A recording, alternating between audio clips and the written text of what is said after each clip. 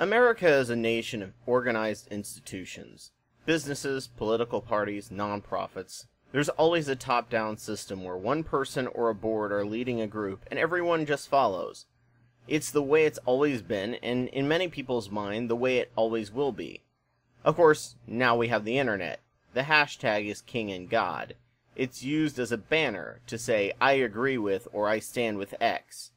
On the internet, that banner can be used by a lot of people if it's not copyrighted and carefully controlled. Anonymous is an example of this.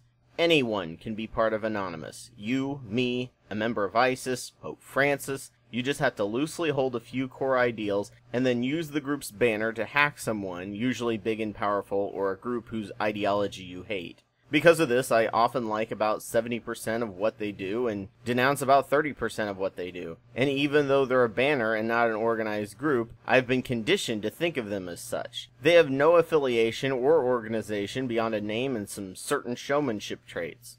Because of this, you literally cannot say anything for certain about Anonymous. This is fine if the change you are trying to make is bordering the line between legal and illegal. However, if you're trying to change things through legal means, this can get confusing and easy to turn against you. Occupy had this problem. People would ask Occupy members what they wanted, what they stood for, and Occupy was a banner, just a banner, that tried to use unanimous consent. There were so many different opinions that it became impossible to pin any one thing down through unanimous consent. All it was the people were angry and fed up with the government, and they wanted to change it. Unfortunately, since our school system stripped out civics classes, they were absolutely clueless as how to actually fix things, so they were throwing anything at the wall to see what stuck, in the most ideological fashion, ensuring nothing would get done. However, many did learn from the first time networking, fundraising, and organizing from it, skills required for real activism to work, and ended up helping people get out of debt and getting Elizabeth Warren elected. Banners for activism are often there for groups that really don't understand how politics and activism works, but are really frustrated and want change. Black Lives Matter is one that many use to rally under. They're sick of getting shot and being disproportionately arrested because we've slashed constitutionally required public defenders. Many think that marching or interrupting the presidential candidate will change things, even though it's the boring state and local elections that will actually change how policing works. One fraction of them believe that violence should be used. A fraction of them pretty much hate all cops due to systemic racism in the system. However, there are a ton of people crowding under that banner. To claim much about Black Lives Matter is just kind of like claiming Americans believe something. Americans rally under a flag with tons of different viewpoints.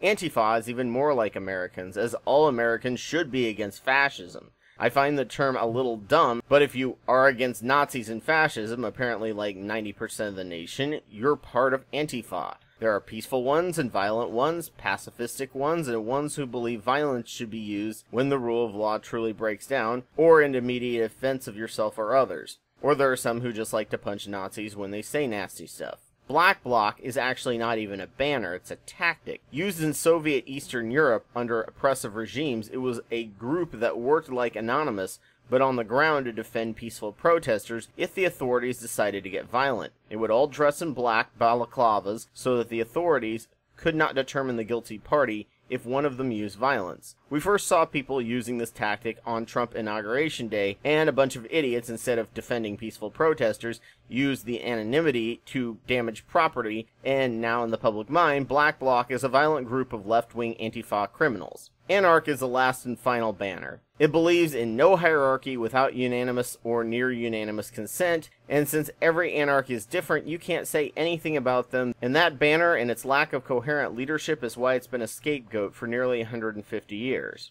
There are terrorists that happen to be anarchs, there are thugs that happen to use Black Bloc, there are bigots who happen to use Black Lives Matter hashtags, there are stoner party kids who happen to attend Occupy, and there are horrible violent people who use the anonymous persona.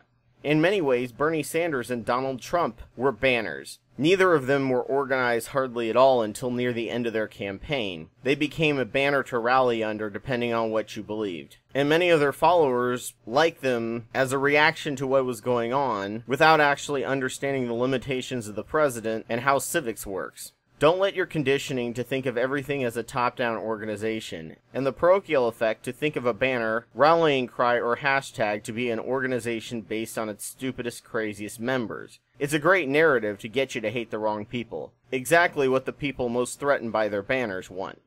Hello, thank you so much for watching. Please like, rate, and subscribe, and consider supporting me on Patreon.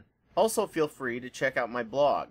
Today's topic discusses the communication of the word racism, and how we need to be aware of the differences between academic and colloquial racism. Thank you.